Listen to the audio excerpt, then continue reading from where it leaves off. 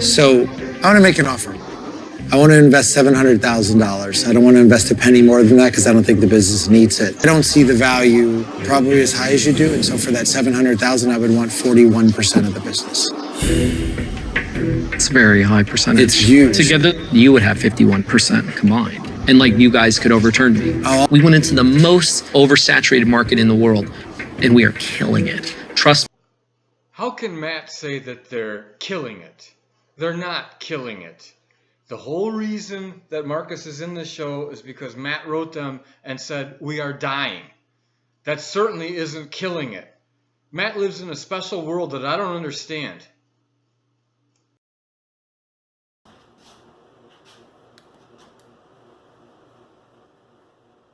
One of the things I liked about what Marcus was telling to Matt and, I've already forgot her name, I think it was Charlotte, is that he wants the business to be debt-free and self-funding. And it's not right now. And it's funny, it could be.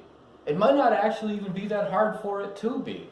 It would involve, though, Matt completely restructuring and rethinking how it is he spends and where it is they get their customer acquisition from. And also the buy-sell cycle between the time that they get something purchased and the time that they actually turn around and then convert those inventory into cash. Just a couple conversions, and this actually could be a pretty decent business. And Marcus has said he wants the business to be debt-free. Part of his offer, which I don't think Matt really even fully understood, and I would not take an offer like that over verbal handshakes and whatnot unless I had an attorney present representing me and me alone. I don't think Matt even understood. He just knew that Marcus was offering to write a check, and I think the rest just went in one ear, not the other. I'm not sure. I don't know why he didn't think about this a little harder, but it's a real value. And Matt may not realize that Marcus offered to pay off the dad's loan of $350,000. And I would almost not even characterize that as a loan. I would arguably characterize that was equity, misrepresented as a loan. I'm not sure. And I don't know the net worth of the Charlotte's dad, but one of my concerns would be it did not have the conditions of a loan in the context that I would understand it. But more, the reason I'm bringing this up is because that third party that's not even on the show, the dad, Marcus was right to have him out of the way, and if it is a loan, to be debt-free. That's really valuable. And also Marcus is right, and Matt was pleased to hear this, that the company could do pretty well if they could just get rid of that debt. That's why they called Marcus. Look, we've had kind of some trouble, but we have the basics and the foundation of what could turn into a really good company. I agree with that then, I still agree with that now. Even though it looks like the company is no longer functional, I'm not sure. If anybody knows differently, please make a comment. Now, number two gets us back to the same principle we've been talking about, that when people talk about ownership percentages, they don't realize there could be a big difference between equity shares and management shares, if that's properly stipulated in the operating agreement for the LLC, which doesn't get filed with the state, so we don't necessarily know what's in there, or if one even exists. Things seem so informal between Matt, Charlotte, and the dad, and even to some extent Marcus Lemonis. I don't know what's in the operating agreement. I would like to see it. I would actually think it would be a really good academic exercise, Harvard Business School type paper, to read every operating agreement and coordinate that with what gets said on the reality show, going back all 6 seasons.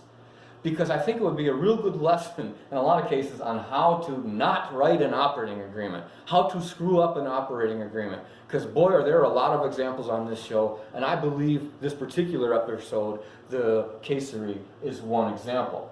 But again, we get back to the idea that no one seems to be embracing the idea of a passive investor, and that Matt is very opposed to allowing his authority to be compromised, not realizing that his authority already is compromised and he's not fulfilling the obligations of his fiduciary duty.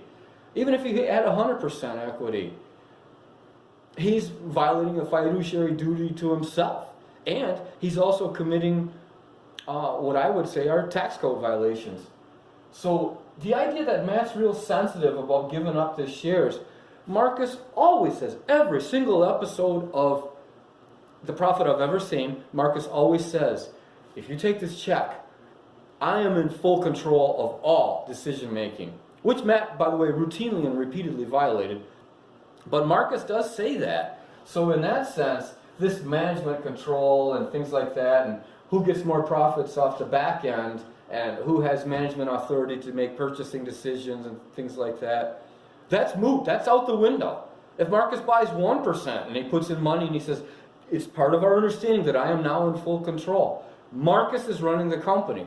And quite frankly, every single episode I've ever seen of The Profit, where Marcus has to administer himself and be a little rough and be a little unpleasant and be a little firm, they would have been a lot better off taking his advice.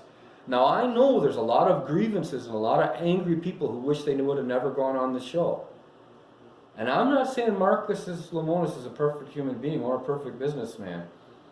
But those companies were in bad trouble when they went to Marcus, and I'm not 100% sympathetic. There have been some lawsuits. There have been some things where people got Marcus under deposition. All in all, though, on balance, my experience in watching this show is that Marcus has better business sense and better business judgment than the people that he's rescuing, without fail. I've yet to see an example where, in the end, in my heart, that did not prove to be the case. From what information I have, of course, there's a lot more information that's not shown on the 28 or 26-minute episodes that we see, or however long they are. I'm not even sure how long it is. Here we get into something I run into with my inventors quite a bit, I hate to say it, and that is that Matt's really getting pretty upset. By this time, we're pretty far through the episode, and we can see there's starting to be a real conflict. And Matt says, what do you mean we're losing money? We're killing it. He's angry, he uses F words, which gets blipped out, and he's hostile. I just showed it to you. Well, no, you're not quote-unquote killing it. You're losing $93K a year. Well, I'm gonna do 5 to 10 million next year. You wouldn't believe, I just closed 500 grand this month. No, he got maybe some purchase orders. I don't know that it added up to 500 grand, but they may be purchase orders that he can't fulfill because they don't have the cash resources to advance to their suppliers to build the stuff. He may end up burning that quote-unquote $500,000 business that I just did this month. And also, I don't think any month ever in the history of Casery have they ever done 500 grand of orders in any single month.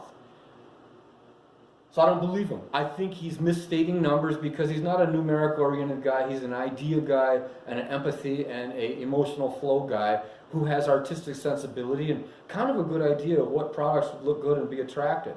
I do value that. But he's terrible at accounting and it's hurting the entire rest of the company.